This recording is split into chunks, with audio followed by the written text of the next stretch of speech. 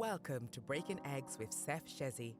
Breaking Eggs is a visual podcast where Seth talks to creative entrepreneurs, designers, seekers, healers, and thought leaders. During these candid and insightful chats, Seth teases out some nuggets from his exceptional guests that are sure to inspire, entertain, and make you go, huh, when you hear their unique methods of pursuing fulfillment. I am Seth Shezi. Join me every week as I crack open the lives and learnings of some very special guests. We'll be chatting about the 5 golden pillars of a good life: wellness, wealth, love, mindset, and impact. Through these unscripted chats, I'm looking to uncover untold stories, answer some of my own questions, and hopefully leave you with better ones to ask about your life. This week, my guest is Carol Bouwer, founder and CEO of Carol Bouwer Productions, Carol Bouwer Bags, and CBNL Fragrances. We talk about everything from the fallacy of her rags to riches story, her tireless support for women and children, as well as owning horses. Let's break.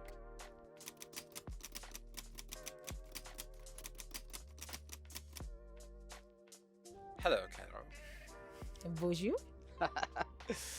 There's something about you. When I see you, I feel like just saying hello, speaking English, is just so pedestrian. It just doesn't fit, yeah. Yeah. I mean, you're going to Lake Como, so we should probably be practicing our It should be buongiorno. Yeah, buongiorno. Absolutely. Why do I love calling you Lady Bouwer so much? Because you're posh.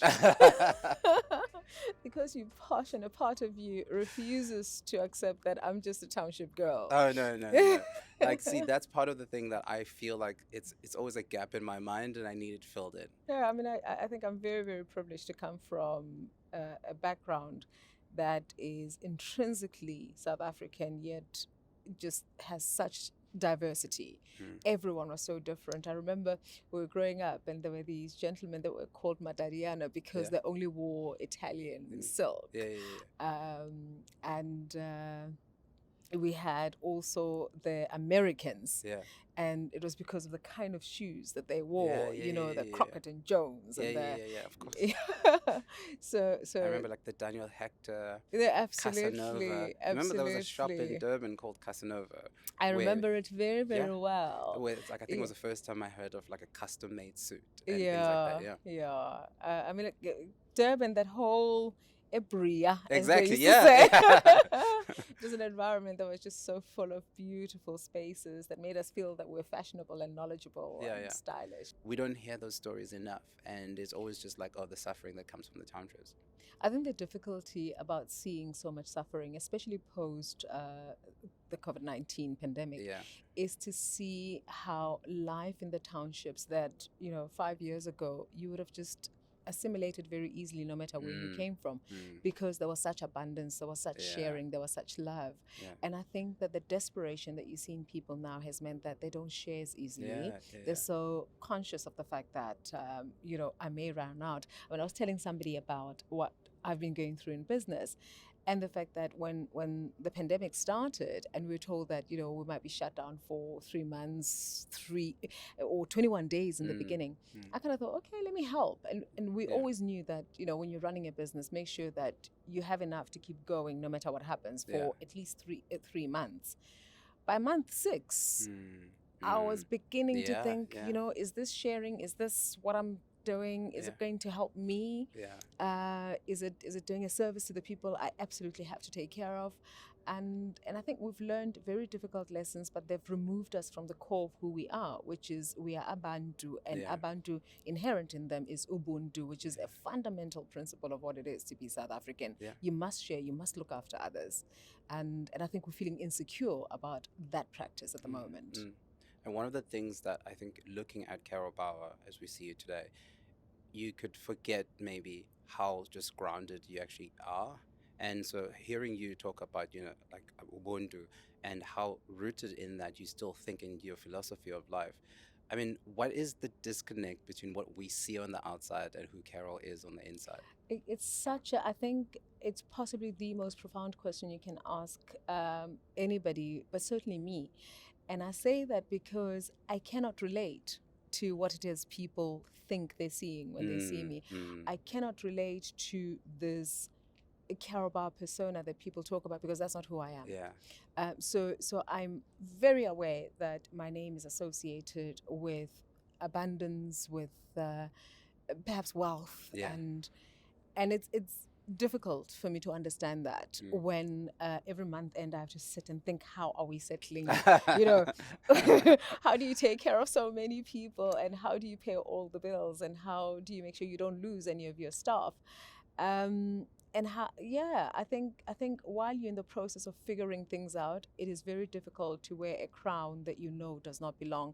And it's not, for me, imposter syndrome or anything like that. No, it isn't. What it is the fact that I'm very, very rooted in the understanding of who I am and what my reality is. And my reality is not this persona that people want to sell. It's glamorous, it's beautiful, it's wonderful, but it's not who I am. Who I am is still that person who has huge dreams and struggles every day to attain them. Yeah. But I think because on a day-to-day basis, you are someone who lives so much in your light, you're very aware of that. And I think you're also quite generous with cherishing people, giving them their flowers. Like, for instance, your posts on Instagram are always about celebrating other people. If someone gets an award, you're the first person to talk them up. And I think then naturally we always think that people that are able to do that, it's because their cup is already running over. So then we immediately assume, oh, she's in excess, she lives, No, well, I mean, I really appreciate that. I think that's very kind of you to say. But it's very easy for me to live in a place of just absolute gratitude and excitement about life, because I'm very aware of how privileged we are to be here. I'm very aware of just the fortune of being able to wake up every day and still be able to dream and still not give up and still believe that you are worthy of every single bit that lands in your head as a concept, and you have the wherewithal to make it happen. So I really believe in my own capacity. I really believe in my ability to ensure that which I imagine is brought into fruition and does happen, and the ability also to take others along. I think that stems from understanding that a lot of what I have is because people believed in me. People gave me opportunities. People, they talked me up even at a time when I didn't think I was worthy of anybody's time. And I believe I have a duty to ensure that I'm there for others, but in a very genuine way, not in a showy way, not in a look at me, I've done X, Y, Z. If it comes out, it comes out. But the most important thing for me is to be able to, 85th birthday, if my eyes don't open, I'll be okay, because I'll know that there is a legacy bigger than anything visual that I would have been able to leave behind. And that is, I think, a legacy of love, a legacy of giving back, but also of giving flowers to those who dared to open doors for me. Wow. Yeah. So the word powerhouse is often described, or used to describe you. And how does that sit with you? I mean, no, not just by me, actually. I was at an event at Element House with Shirley, and she was not even talking to me. She was describing you to someone else. And that's the same word that she used. So I think it's a lot more people than just me. How does that sit with you? I see it as an extension of perhaps a compliment that is being given to everybody who makes what I do happen. I work with the most amazing team of people, and I would say starting with Rushta, who ensures that I remember to brush my teeth.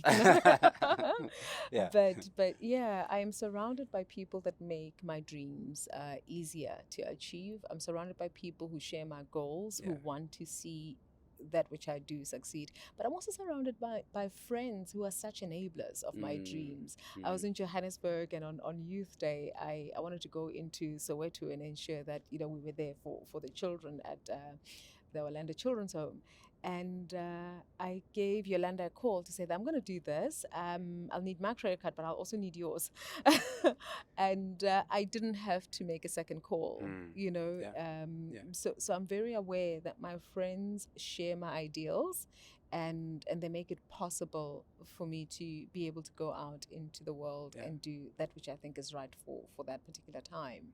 Yeah. Which I think. So to answer your question, sorry to interrupt, Seth, I would say that I'm surrounded by powerhouses who create this power. Yeah. No, I was going to say that's exactly it. I think it's always said that your outcomes are like the sum of the average of people around, or the sum of the average of the people you have around you. Yeah. And so if you're surrounded by other powerhouses, then you're more likely. That's who you are today. Tell me about the cauldron that sort of like molded you into this person, because I think you would have had to go through different periods of your life where you had to be conscious and deliberate about who are the people you have around you that basically supported your purpose. How did you go about that? So I think discernment is a big thing. Being very aware of why people are around you, and also what their desires for themselves are, and allowing them, whether someone's there to take or to give, or to have reciprocity with you, to allow it all to happen, because each state teaches you something. So we often, I think you see it a lot in social media, where people are sort of denigrating about people that come into your life because they want something.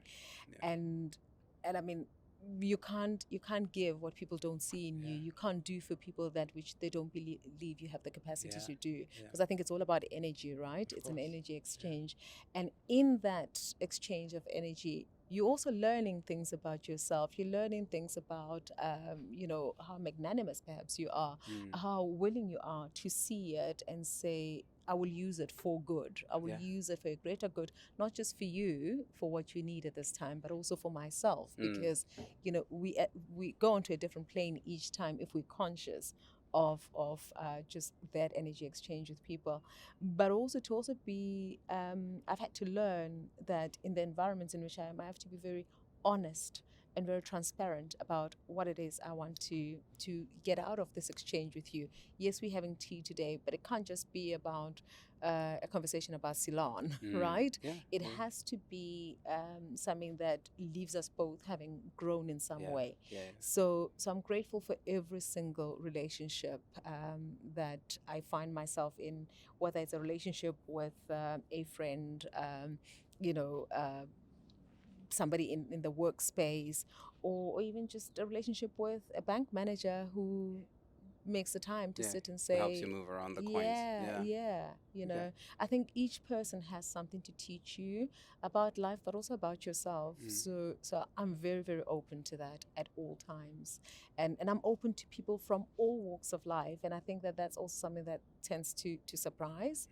But I come from a 4-roomed house in Soweto. That's what I knew growing up. I had the privilege of visiting spaces that were grand and amazing, but where I slept every night was this 4-roomed house, and I was never lacking in hope in that home. I talk about when I arrived at Inanda, when I saw these people in Mercedes Benzes and everything. Perhaps not a car I should mention at the moment, but for you I shall. But I would see these cars. I would see. I'm sure there were also Jaguars Jaguars around. And many Jaguars. but I think I was affronted by just how I understood at that time that where I came from perhaps is not normal. How come we don't have this? How come halfway through the month or the term I run out of money and I have to write to my parents? These girls don't run out of anything. Whatever they want just arrives. They don't even have to write any letters. I think boarding school kind of woke me to the fact that life wasn't quite what I thought it was, but it also awakened me to an understanding of the fact that I grew up surrounded by so much love that I didn't even realize that there was lack of anything. Exactly. What I needed, any dreams that I had, they were well supported in a place of such love that I even missed something that perhaps is quite fundamental, poverty and wealth. So I think conceptually, again, everyone always says that the people that are the poorest are not the ones that live in rural areas, because they usually are surrounded by so much support and family, and their focuses are always on the right things, rather than maybe someone who has moved to a city and then they're struggling, but on the other side they can see the lights and what life could be. Anyway, so now you mentioned the time where I suppose it came to you or dawned on you, which was when you were in high school. And then after high school, what was your transition after that? So what was interesting for me is that after high school, I assumed that I would end up at a place such as Wits University, which was my dream. and To then study what? well, I wanted to do psychology. Okay. I wanted to do psychology. I've always been somebody who is able to take a seat and speak to everyone and anyone, and I was told numerous times growing up that that's what I needed to do. Okay.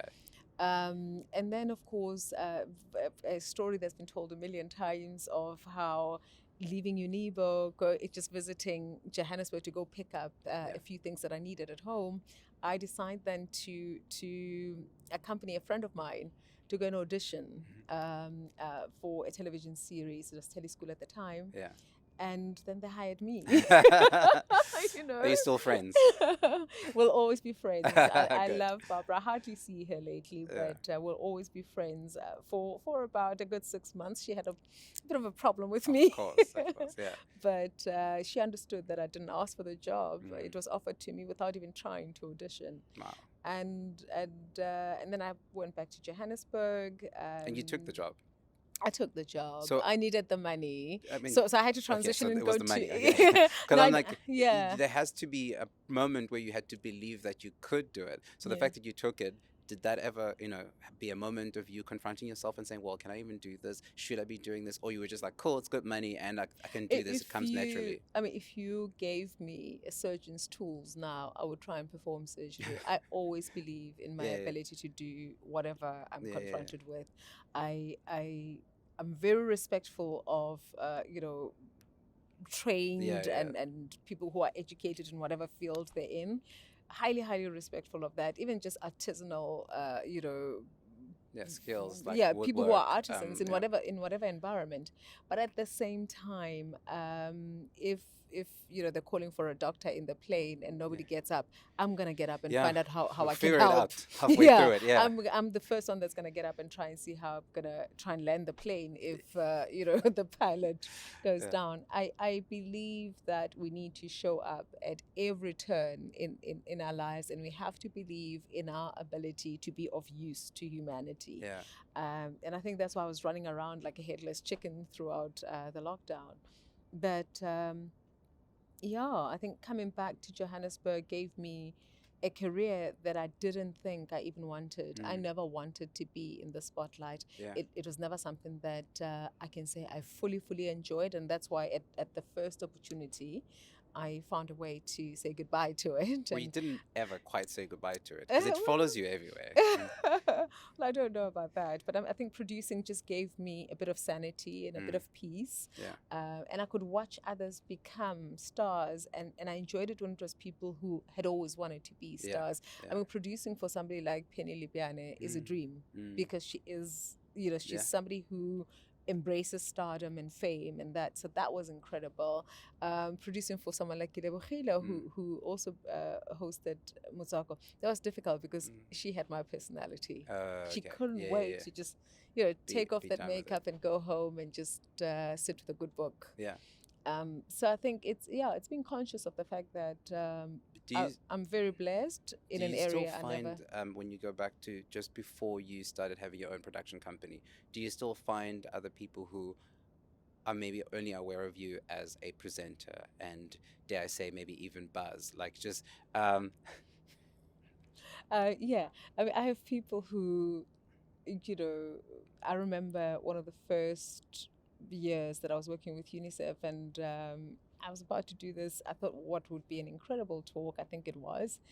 And as opposed to the person introducing me for what my job is and what I do, I said, television presenter, Carol Bouwer. I was thinking, what show? And I wasn't going to turn around and say, I produced that show. I don't. Because I understand that that's who people perhaps remember, and I have to respect it. Yeah. And I'm grateful that they even bothered to watch something that I was presenting. But it's a world I don't miss. Yeah. No, and so when did you actually form your production company? So my production company kept on evolving. The time at which it became, I think, a formidable business of sorts would have been in 1999. Okay. When I was transitioning to, forward to just focus on the talk genre, which was the first genre that I had been introduced to South Africa as a producer. you'll recall that I produced The Joint, which was the first real youth talk show that we had. Yeah. And in 1999, I had left the soapy that I was in. I had left my job as a continuity announcer on the station that I was on, and I needed to find something. But do you realize that all these accolades that you gloss over, like the soapy I was on, to other people, these are huge, monumental things, and yet for you, they were just another sort of like, tick on the box. I think it is always a great achievement if it is your dream, right? If it isn't your dream, I think you have a duty to step aside for those who wanted to have it. Amen. Otherwise you just you're blocking the way. Oh, yeah. And I feel that I was blocking the way for others who wanted to be stars. And I've seen young people come in and do it so well, and embrace the journey and take it even further, So yeah, But surely that must take like an enormous amount of clarity of knowing what your purpose or your goal is, because when something is going well, especially like being in the spotlight where everyone grapples with that concept and everyone's always fighting for it, and you keep finding it naturally and it's following you, when you move out of it, you need to have something really strong that's pulling you towards something else.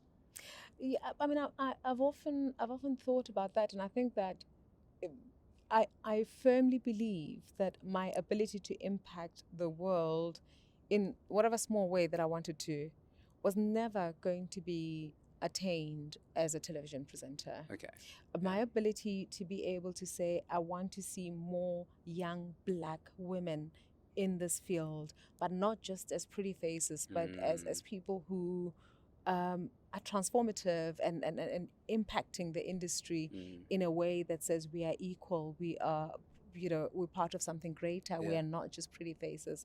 It was only going to be attained if I took the reins and I actively brought them in as producers, and I actively trained them and got them in as directors, as script writers, as something. I mean, look at you. Look. Having an all-woman team. All-woman crew. And I think it's wonderful that, if you decide that that's what you're going to do, the universe conspires to make it happen. Wow. So you look at, it's not my place to say, but young people that you've seen that are producing, that were the first to produce for Netflix, to produce for international networks here. Yeah. I'm able to comfortably say that, many years ago we created magic together at a little company, 21st floor LG you gave building, them the springboard, and they came in every day determined to make sure that they just outdo whatever legacy I thought I had.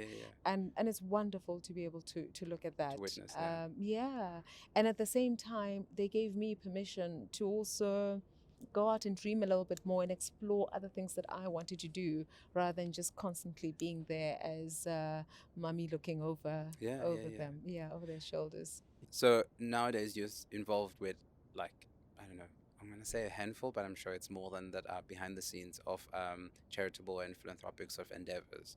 And all of them have the sole purpose of uplifting young women. When did that come about to you, where you're like, listen, this is what I'm going to dedicate myself to? Or had you experienced something maybe in your youth that was like, listen, this is a segment that is disenfranchised and I feel like no one is taking the responsibility? I didn't come into the world of humanitarian work because I desired to. I came into it because the reality in our country was such that you couldn't ignore what was going on. So it's not because I was great in any way. It was essentially because as I was producing the show Motswako, I kept on seeing and every third letter that I was receiving, it had an ask. And an ask was of something really difficult that was happening in the community. Whether it was, now we almost hashtag it. We talk about GBV. But this is a real thing that was going on in communities already then. And to think that it is continuing today is it's a painful thing for me to look at, because it says that everything that we've been doing over the last couple of years, all these conversations that we've had on the show over the last couple of years, all the different interventions by organizations, whether from Soul City to UN Women, you name it, we have not been able to crack whatever code needs to be cracked in order for the scourge to be addressed. And the level of abuse of women and children in South Africa is such that it is so inhumane. It is so, it's humiliating how the abuse is visited upon those who are being abused, and you couldn't ignore it. You had to be part of the fight. I think also when I served on the board of the Amy Beale Foundation, I thought that I'm just going to be helping with, getting literacy campaigns going. I thought I'm going to go into the community and make sure that kids are not going to school hungry. What I didn't realize is that the challenges in our various townships, and they're also unique depending on which township you are working with, are such that you can't come in and say that my goal is to do this and then get away and other people will worry. So you had to be immersed in the community and understand the challenges, but also not just to talk about them, but to do something about them, to raise funds, to roll up the sleeves. If we're washing pots and making sure that we're cooking for the children, if they're not being fed, if government is not able to reach everybody, we did that. And I think, that kind of led me to also wanting to take a portion of whatever earnings I had to donate to various campaigns. And I think that's kind of how I came into UNICEF and started to work with them. And I look at the millions of rands that we raised and what we were able to do for the time that I was working with UNICEF. I'm extremely proud of the many women who rallied behind me and said, we will do this with you. And the many organizations that said, we will support, you just lead the way and we're there.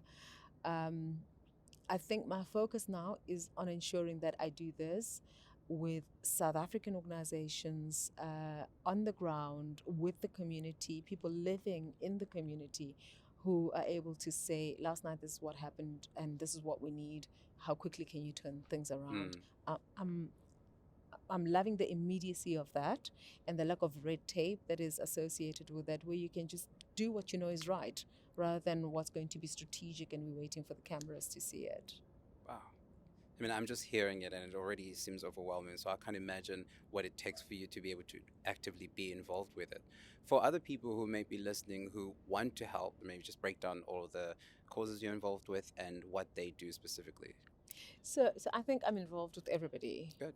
From Mam Mandisa with Ilita Labantu and the work that she's doing for, we say for women, but it's really for women and children. And the fact that she is a shelter for every woman who is in need now. And she makes it possible for women to leave toxic relationships that may lead to the end of their lives. Where is that one based? So she's in the townships here. I'm a township girl. So I work with the townships here in Cape Town, Guguletu, but whether you're in Khayelitsha, Langa, you name it, she is somebody that you can call on and she's there for you. But she's not just for people living, if you are in Camps Bay and feel that it's become too hot to handle and there is no love in your home, she's somebody that you can call on. I also have had the privilege, but in the arts, to also work with UN Women. I'm on the host panel for women in the arts and for attaining equality for Black artists to be able to be supported like all other artists are. I saw you going to New York, lugging crates of art to showcase. That was incredible. And to see how when you expose the world to what is available, when you expose the world to the works of these incredible artists who are not necessarily undervalued, but perhaps ignored every now and again, it's wonderful to see that the world is always ready to receive. You just have to make it available and you have to talk about it so that there's an understanding. I feel very, very privileged to be helping the Noble Foundation with articulating their vision for children being able to access art, children being able to feel unintimidated in spaces where culture is esteemed. And I think that our learning program is such that everybody wants to be a part of it, whether you are in a school in Kailicha or a school in Constantia. You know that it is a home for art, and it is a home where learning is possible for young people. How does that program work? Do they have maybe the transport that could take school kids from various places to visit the museum? They'll come to the foundation, to the museum by bus, and they're given an opportunity to interact with the art, but also to create art themselves and to learn about the history. I mean, I think one of the most empowering thing for me has been the ability to be more knowledgeable about these stars that the world talks about. You know, you and I, we enjoy travel. Pictures from Tate, and we're seeing stuff that comes from here, and we're not articulate on what the journey of these people are. I mean, if you look at the exhibition that we're having now with Irma Stern, incredible attainment by a woman who just chose to, walk a path that nobody was supportive of. Everybody thought, know your place, woman. Of course, celebrated now was thought to be defined then. Absolutely. And she overcame all those obstacles because she believed in herself. And it's about also teaching these children that, the world, when it's ready, it will accept you. But just understand that you are unique, you're special, you're incredible, you're inspiring. Even if you only inspire one person, the rest will follow as long as you stay true to your path. So I think my work is essentially about making sure that the world becomes a little bit more equal, and young girls that perhaps were insecure about their voices, like I was when I was young, know that it's actually possible to speak and ensure that you are heard for what you want to say rather than what you think the world wants to hear. I can't fathom a world where Carol is shy or feels like she doesn't have a voice. Shy would not be the word. That's true. Okay. Demure? But retreating. Oh, okay. More reserved. Yeah. And I think it still happens now. When I feel like I will be unheard, I just don't bother. Yeah. If I think that the environment is receptive to hear me, then I will share my thoughts. And it's amazing how often it happens that you come into a space where everyone has an opinion and they're not open to hearing something that is different. And they speak to you ready with an answer before they've even heard what they're answering. And in those environments, I have nothing to say. I think that's one of the things I've been observing now that's holding back conversations about diversity, is that a lot of those conversations are happening amongst the diverse already. And I'm like, well, I don't understand what the point is, because it's all, we're all speaking to each other. And I think those are those instances where people have tried maybe to speak in other spaces and felt like, well, no one was ready to hear, and so they just move on. Look, if I feel that there is a deliberate attempt to mute a divergent voice, then trust me, I will be the loudest person in the room. I mean, I think I went to a dinner where the conversation was around the Israel-Palestine issue, and when you look at that conflict within the context of Cape Town, there's a particular stance that people tend to take, and it's very difficult for somebody who, after 18 years of having a home here, is still seen as an outsider. But I'm very, very deliberate about speaking in those spaces, because I think that you're being muted precisely because, when your view is going to be different, people don't want to give you a chance. When you go into spaces where the conversation around just how African people were treated during the trek out of Kiev, and people want you to be silent because it's so uncomfortable to hear it. But the truth has to be spoken. And we have to be unafraid. You have to not try and assimilate by, losing the principles that make you who you are. So I'll speak in those environments. But where I think that, okay, these are people who just want to make noise, are not necessarily interested in an elevated engagement on the issues that are facing us, then I just don't bother. So I have a two-pronged question. You are someone who lives in Bantry Bay. Is it Bantry Bay or Fresno? Would you like to give the address, darling?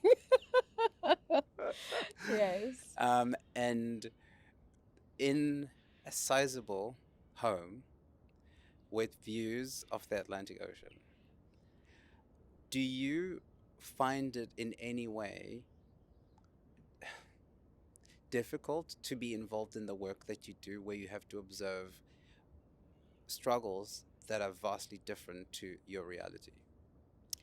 My reality is that I am South African. I'm South African.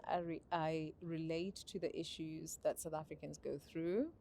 I also am ambitious and hardworking. I hear of people who wake up at lunchtime and think, where do we lunch, darling? And I think it could be a fabulous life. Yeah. But I'm somebody who wakes up early in the morning, gets up and rolls up my sleeves, and I work hard. And I've done that since I was 17. So it would be difficult for me to feel that I can't speak on certain issues just because of my address. It would be difficult for me to say I can't show up for certain people because how dare I do that? I feel very, very invested in the well-being of every South African. Yeah. And I'll continue to work hard, and I'll continue to try and get more homes around the world. I'm deserving of that. Of course. I'm deserving of hopefully one day a penthouse on Fifth Avenue or Park Avenue in New York. But that will not stop me. But you'll keep the one in Amsterdam. But that will not stop me from, when asked whether it's by UNICEF to come and do something, when asked by UN Women, when asked by Ilita Labantu, when asked by 1,000 women, to show up and be effective. Yeah. Yeah. So now the second part of that question, again, stems from your address. So you live in Bantry Bay, and people see you in every form of glamour, first class, homes around the world. Everything is wonderful and lush. Why wouldn't someone like you not want to be a part of the Desperate Housewives of Cape Town? Why is that something that doesn't, I mean, it doesn't, I think being desperate is what qualifies you, right? Sorry, I'm being flippant. No, I'm being flippant. Look, I really admire women who are able to open up their homes and allow the disruption of cameras. But if I didn't do it when I was paid so well to do it, if I didn't allow the intrusion into the lives of my family when I was in the spotlight, I don't think in my twilight years would be the time to do it. Hardly. Yeah, I don't think that, as I'm turning 48 this year, would be the time to say, come, let's hang out in my home, see me in my pajamas. Yeah. Well, I guess I can't say that because I'm always in pajamas in public. Oh, that's true. Yeah, no, but well, if there's I'm silk, not one for that. I'm not okay. one for that kind of voyeurism. Okay, so what a question. No, I mean, I think these are things that I feel people want to know, because you straddle such a very peculiar space where you are the height of glamour. And I don't know. Yet, I mean, I think you're being very generous. I don't think I'm the height of glamour. But you're forgetting the perception from the outside. And I get to look at you and be fortunate that I'm someone who knows you personally, but also I'm still not blind to how the rest of the world sees you. And so I know that that's how it is. And yet I also know that there's also the other side of the coin that is so grounded, that is all about working hard. Like even today, the only reason why we're having this interview at this time of the day is because you were working this. We had a board session. I know, absolutely. And now next question comes back to the work that you do that's charitable and giving back and, a form of impact, which is one of the pillars of this podcast. Every partnership that you have, whether it's a commercial partnership, like for instance, right now you're with Jaguar. So you're Jaguar's ambassador. And yet you've managed to flip that from just beyond a partnership that is commercial and, as we know partnerships to be with brands, to actually turning it into something that has impact. So thank you for that. But the truth of the matter is that I haven't gone and flipped that. all I did was be deliberate about who I agreed to partner with. So I agreed to be in a partnership with Jaguar Land Rover because I felt that we shared the same ideals. I could see what they were doing in the community. I could see that they don't come in and say, please buy my cars. They come in and they say, while you're enjoying our cars, we hope that you are leaving your community better.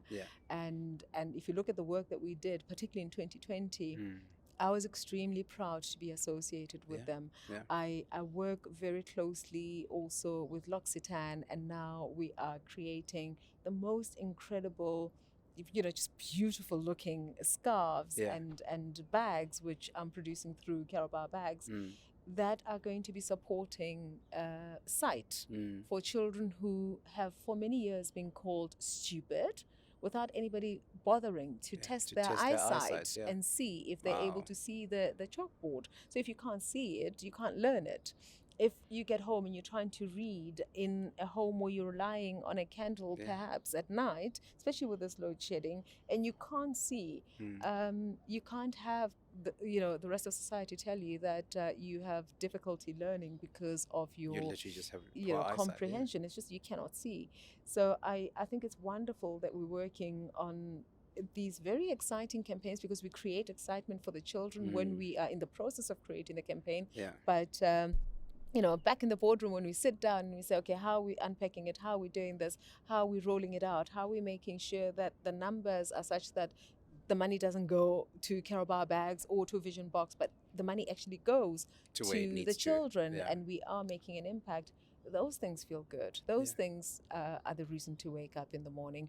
And what's been beautiful, Erin from L'Occitane is somebody that I worked with when I was working with Lancome as well. So I know her heart is invested in giving back and empowering the community, but also the packs that we do for young girls who say, I come from this environment, I woke up and use sunlight soap in the morning to wash myself, and it's my first job, I've just graduated, I'd like to come in there, smell amazing, look amazing.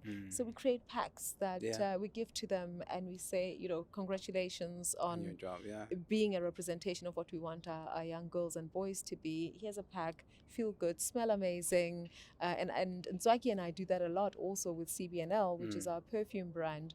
It's for me about trying to be a part of a larger community and making a difference, rather than observing and lamenting what is going wrong. Wow. Now, when you talk about Carol Bouwer bags, did the bags come about from you just having always wanted to design bags, or consciously realizing the fact that you were a bit of a representative of South Africa and you get photographed everywhere you go? And so if you're carrying these Italian bags or French bags, sure, it's good promo for them, but you could also be promoting something that is yours and proudly South African. I have never so desperately wanted to assume an answer within a question and make that the truth. That would be the ideal, but no. The bags came about because I enjoyed exotics. I enjoyed and I loved all these brand bags, but when you wanted to buy the exotics, I felt like the price was so prohibitive. And as opposed to criticizing them, I thought, well, I come from South Africa. This ostrich that I love is right here in Oudtshoorn. Let me go and find out how I can do this. So I started making bags for myself. And then as I was making bags for myself, I'd get compliments.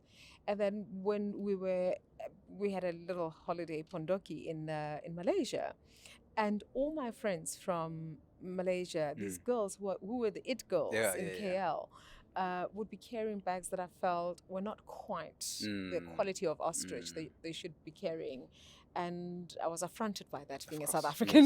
As a representative, I started making for them and telling them about visiting Oudtshoorn and coming to South Africa and just, the workmanship that you get out of here. And then I realized, hang on, I'm promoting this. I don't own it. I just make it, give, or sometimes make them pay if we're not close for the bag. It could be a business. So, I then, a few years down the line, decided it has to be turned into a business, especially during the 2010 World Cup. everyone was complimenting my bag. I was not here in South Africa, but I'd be congregating with South Africans and internationals in Amsterdam, and I was like, no, I'm an ambassador of something that I don't necessarily own as an income generating product. So let me actually make money out of it, turn it into a business, and it's been amazing. Seth, the greatest compliment to me is to see South Africans carrying it. Yeah. I mean, the picture that you sent me of Annika Larson, big star in South Africa. Of course, there she is with my bag. Proudly, They just warm my heart, being able to see my bags in the hands of South Africans. Yeah, I'm waiting for the men's range to come out. You don't have to wait for that. You can carry this. It doesn't go with your suit. I would promise you, I would try. Knowing me, I would definitely try. Cool. No, but one of the things I like about that is also you didn't dive into something that you knew very little with. It was an extension of yourself. It was bags you were already wearing, using. Even before you made yours, you were already a consumer of bags, of luxury products. So I love that. And you've now moved on to fragrance, which again is something that has always been very signature of you. Everywhere I meet you for lunch, everyone will come to me and says, "Oh, we could smell her before she showed up. We knew the scent," because you always go to the restaurants where they know you, everything. And now to have moved on and added that to your portfolio, I think was a natural fit. But how did that come about? It was during lockdown, and I was just playing with different scents, and my suppliers, from Oman and Dubai, were sending me oils because now I wasn't traveling. I wasn't.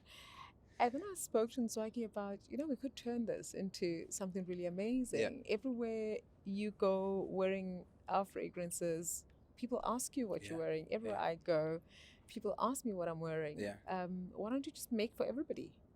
And it's been a labor of love. It's been one of the messages we put at the back of the box. We talk about the fact that Just Mine, which was our first one, everyone has to call it Just Mine and own it, because they're precisely the people we're thinking about as we're creating it. We're all separated and isolated in our homes, but wanting to find a connection, wanting to find a way to reach one another. And there's nothing more beautiful than just passing someone and feeling like, you're taking a bit of them with you as you smell them. So I felt that was a beautiful, connection point for the women that wanted to wear it. We've now created one that is worthy, of course, of wonderful gentlemen such as yourselves, and it's called Fidelity. Oh, of course. And it's also just been Is that like a hint, a very strong hint there? It's a strong hint about, the number of children that go unloved because of the lack of fidelity. You're like, let me combine this. Let me fix my philanthropic problems through my commercial. I see you. So stay true. Stay committed and loving and true. And it's done exceptionally well. It's done beautifully well. We've now releasing the Dante scent and the Neo scent, both named after our sons, who are very strong boys, beautiful boys, who we hope go on to do great things in the world. Beautiful. And now talking about love, because you mentioned love there, I'm not just like drawing any string, but it's a perfect segue. You have obviously a very public life. As private as you are as a person, you can't help that your life is private. And yet you've been married for over, am I allowed to say, over 21? For over 21 years. Yeah, I've been married for 22 years, and to somebody who I couldn't admire more. He's just, of course, yeah. Edward is really the only person who could have stayed married to me. I can't imagine anyone else being able to tolerate, my whims and love as I see it. And he's smart, he's generous, he's respectful, he's respectable. Yeah, he's everything that I admire in a man, and it helps that he's handsome. Of course, yeah. But I think one thing that's beautiful, that I think you can only notice or witness when you've had the pleasure to be in your home, is to see how he still looks at you. And I did not know you guys when you were first dating, but when I see him now, like one time believe it or not, Carol Bouwer can cook. With all the many chefs, she still cooks. There are no many chefs. And and you're there cooking, and I think you were like stressing about something for taking too long. Oh, it was cooling down or whatever. So you're in your element, and then he's just there, amused by you, and I was like, that is so sweet. And so I think that's really special. I think when you are a great chef yourself, it's easy to be amused because Edward likes to cook, and I hardly go into the kitchen, not because of anything other than the fact that I'm not necessarily great at it. And he always finds it quite amusing. Amazing. I'm trying to like wrap so much because I have so many things I want to ask you, but I know that we're running out of time. But one of the things, again, you've done so many firsts.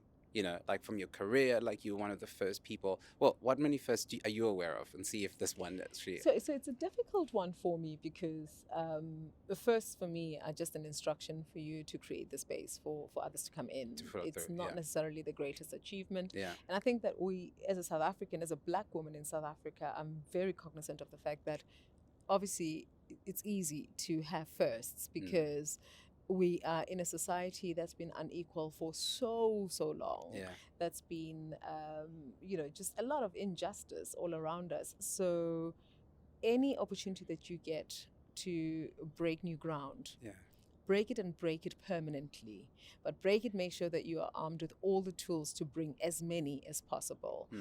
And not because you're thinking of your legacy, but you are correcting things so that your children don't have to endure the same problems that you may have. I look at, it was exciting for us those days when people were writing articles about this coterie of black girls who were on SABC, on TV1 at the time, and the fact that we'd broken the mold by being there. But who was the trio? Well, it was, I think I was there, Kanye was there, Alice Chavanduka was actually the first because she did the news on TV1. And then I was on Teleschool, which was on TV1. And I think there were many others. But what to me was beautiful about that is that I think what we did with the opportunities we were given did make it possible for so many others to be on any channel that they wanted to be. I remember the search for the continuity announcers that led to us being on. It was a big deal to be a presenter on Mnet those days. Completely. And because it spoke to a lot of things that perhaps I don't want to go into. Well, I just remember there never being any black ones. Well, their first was Doreen Morris, who I think we all looked up to. And I mean, I was an avid watcher of Mnet in the 2 hours that were open view at the time. And I remember just seeing this elegant woman, and then she was involved with Miss Essay and everything. So when I was given the opportunity to go on to Mnet as a continuity announcer, I think I just didn't want to let a woman like that down because I understood her role as a first. That she made it possible, she made it something that we could dream about, and she made it something that seemed attainable. So you had to go there and just be excellent at every turn, no matter how you were feeling that day. And it was a great opportunity. I mean, I got to travel the world. I got to present the job that I did with Front Row and on the Miss World pieces. It just opened me up to so many possibilities for what it is to be a black woman in this industry. Okay, so amongst those many firsts, one of the firsts that I'm aware of is, or maybe it's just because I don't know enough people who own horses. So for me, No, I could never have been a first because Marina Maponya was but I don't know. So like, educate me. So Mr. Maponya, together with his, the late, both of them, with Mrs. Maponya, owned horses. I think it was already in the late 80s, 90s. And in those days, they ran with the ANC colours without necessarily declaring them as such. But it was their way of saying that we are here. You better know that we're here. I got into horse racing because I was just competing with my husband. I couldn't stand the fact that he had all these horses and none of them showed my name as well. I was like, no. I'll buy my own. Yeah, I shall get my own. And it just, it was a beautiful, beautiful sport for the time that we were enjoying. We only left with about 6 horses, so we're no longer Only? So, Only well, 6. I mean, compared to, we were really immersed. Yeah. And at its height, how many did you have? this is not the space. We had enough around the world, and it was just wonderful to be able to go see your horse in Singapore, go see your horse in Dubai, and it was a sport that obviously also they took care of themselves once you've got them, and they were not always necessarily all that expensive. To acquire. Is it something you would recommend people go into? If you enjoy that world, if you enjoy not just the sport, because it comes with a particular social side, which is hosting people to be able to enjoy your horses with you. It's something that I don't necessarily enjoy anymore. These events are too big. They're too...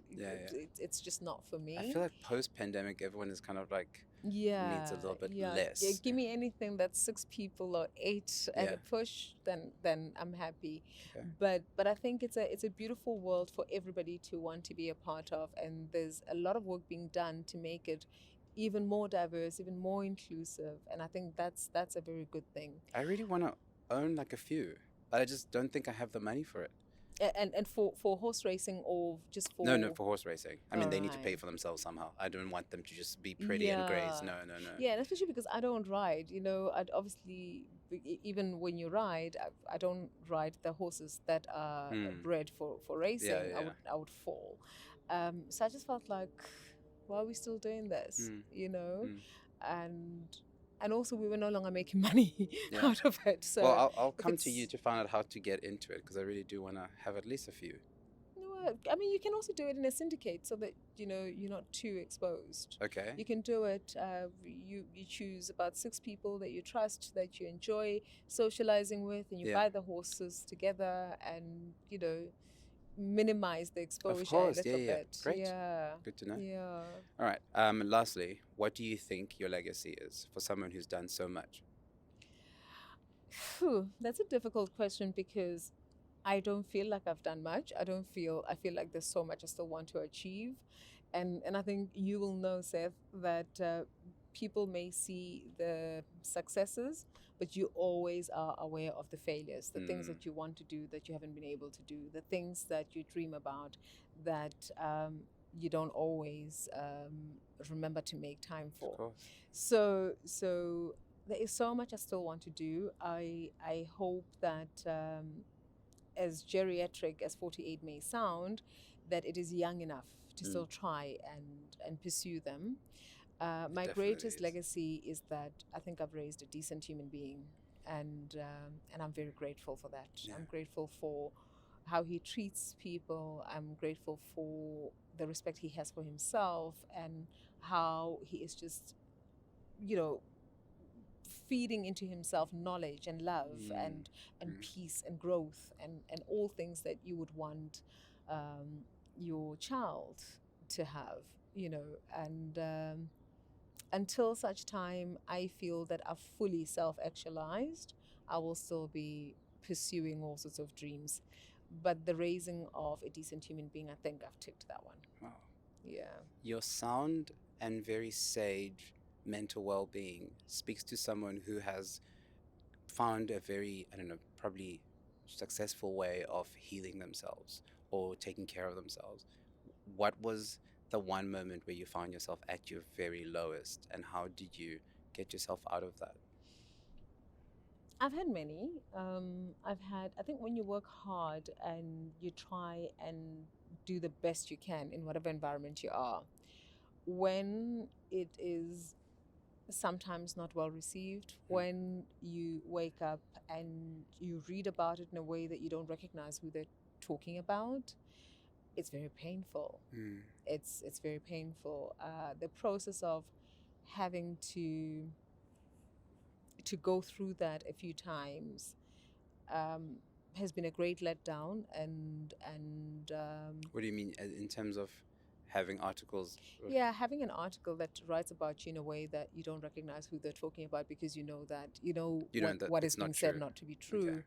And still choosing to be somebody who doesn't go out and attack. And so I'll deal with it silently. I'll find the lawyers, and I'll find and I think it's cost me the most pain, and I think it's cost me a few years. But at the same time, I think I'm very fortunate in that I'm surrounded by so much love. So that love is able to sort of extricate me out of the space of doom and gloom. And I'm the kind of person that for many years, if I got hurt, I hopped on a flight, I went and lay on a beach somewhere hoping to find answers in the sky, not even in the water. But I've now learned that, just stay true, stay grounded, and understand that lies run very fast, but the truth will always be waiting in the wings to come out. And because the truth is unchanging, you never have to remember it. You don't have to worry about how much later. As much as if you're telling a lie, you have to try and remember and catch up. But if you're telling the truth, just trust in its purity to emerge and to be lifted. And trust in generosity.